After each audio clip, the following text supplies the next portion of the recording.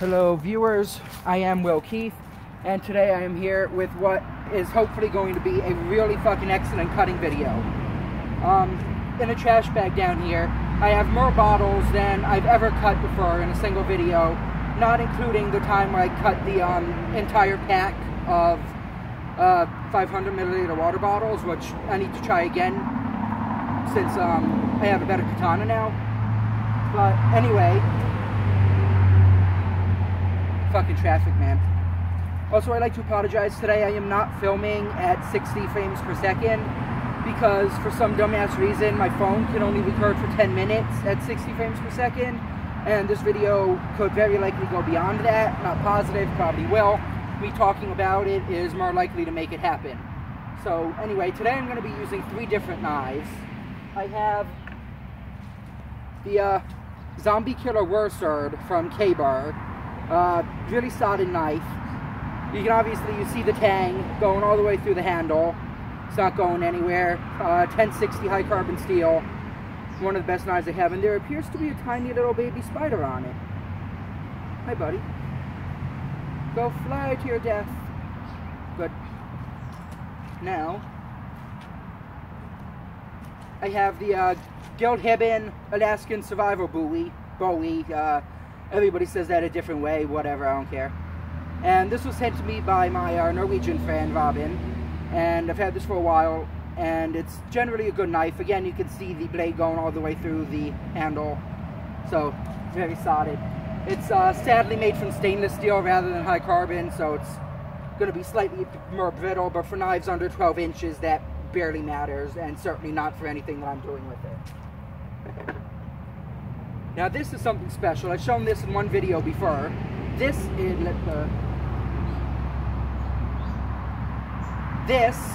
is the alligator bone kukri made by Darryl Keith. That's right, Keith, my father. My dad made this a few years back, probably 5-6 years ago, and I've shown it in one video, the video where I showed my whole collection that I made before I moved out of my old house. But it's made from the undercarriage of a truck, so that's high carbon steel there, very, very hard steel. And now while that does a hell of a lot for the durability of the blade, what it doesn't do is make it easy to put an edge on it. I've had this thing for years, and I have never ever been able to sharpen it properly. I mean, I've kept trying, but I actually got it on a proper sharpener today, and I really think I have it to a real edge. I use the same on this knife and the other one I have back there, and so hopefully they should all be as sharp as they need to be to get through these little bottles. So, let's get started. I'm not done talking about this yet, actually.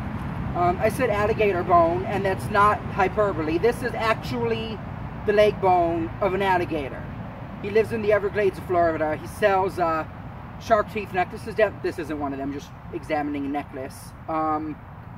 He sells shark teeth necklaces down there, and he works with a lot of other bones, and he has Native American friends, and he knows a lot of like cool southern cowboy type people, you know what I mean? And so he got his hands on an alligator bone, and this is a real turquoise in there, and it's held together with like really good hardened epoxy. I don't think there's any pegs going through the tang, but you can see the tang going all the way down here, and I'm reasonably certain that it's held in there as good as it needs to be for any kind of either just light cutting or utility test. There are so many goddamn mosquitoes out here, it is not even funny. I feel like I'm in a swamp. Like, if you look around, I'm in the forest there, the same I have been, but it has grown so much just over like literally the past few days. Not to mention it's been raining for almost a week straight. So I'm living in the swamps of fucking Dagobah over here, which is nice for privacy because even without the camouflage barrier here, nobody can see me.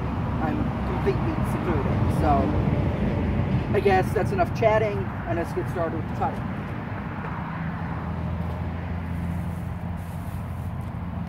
Now, I have an absolute shit ton of these today. So these are what I'm going to be cutting. I don't have any bigger jugs. Even if I did, these knives probably wouldn't work on them when we get all the way through. Maybe the big one that my father made, but we're going to start small and get bigger. The old Hibben Alaskan survival knife. trying to get, I haven't stretched before the video like I always do, so, just getting my arm loose here. Perfect.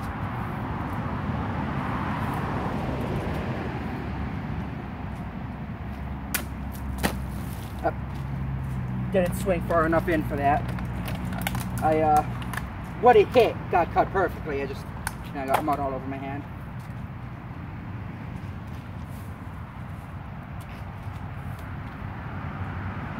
Try that again. Perfect.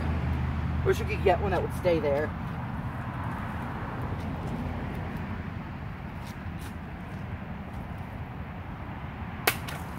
Yes! You say it and it happens. There we go. I have so many bottles. This really is not going to be a fun cleanup at all. Alright, going to the K-Bar Zombie Killer Worser. Some of the best cuts I've ever made on video are done with this knife. I put it through a lot of utility use though, but I resharpened it today as I said, so it should be fine.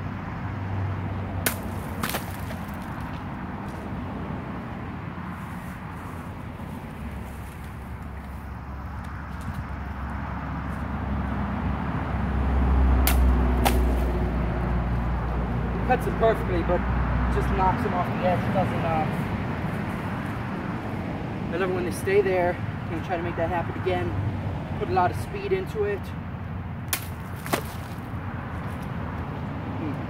These things are really fun too because they grow up here really fast and they're excellent to cut.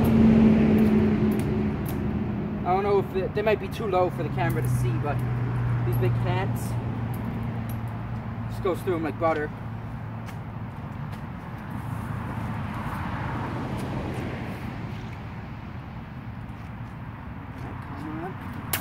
Yes!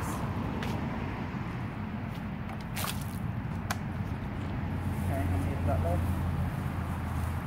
A lot. Gonna do one more with this knife, then move on to the big one and hope it cuts.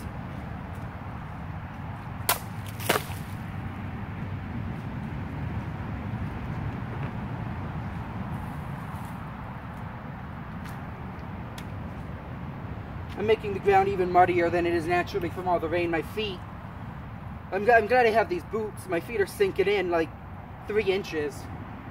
It's hard to put them out. Now, the problem with this knife is that bone is heavy and the side of the epoxy is heavy and the handle is, I think, more than the weight of the blade.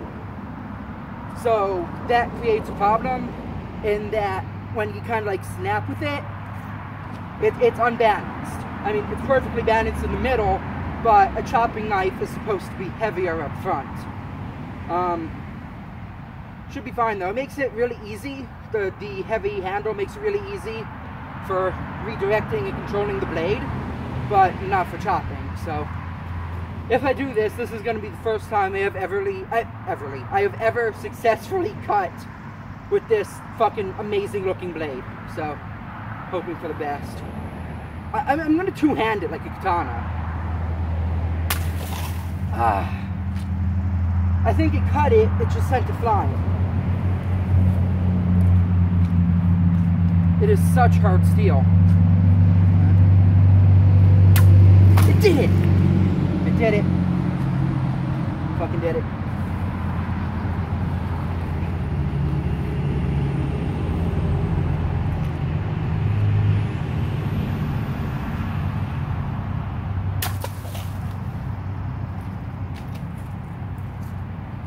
Gets through, but it's nowhere near as clean as the other knives.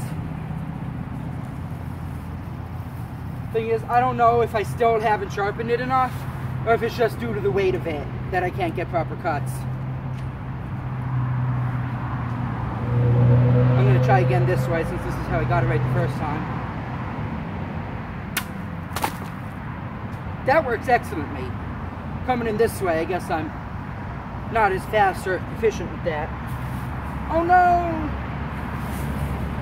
Fuck, that's the end of the bottles. I thought I had more.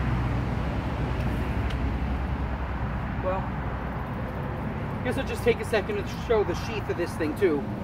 This is real leather here, studded in there properly. Like, this is some real Native American looking stuff. It's fucking excellent. I love the look of this. I love the look of the blade. I just wish it had a better balance to it, and it was slightly softer steel, easier to sharpen. But I'll keep working at it, and hopefully one day it'll be as functional as any of my other blades. It already looks a hell of a lot better than any of my other blades, and it means a lot more to me, obviously. So I guess there's nothing else I can do out here, so that's going to be the end of this video, and now I get to clean all this shit up. So thanks for watching, have a good one, and now let me slowly stomp through the mud to the camera to turn it off with a close-up of my hand.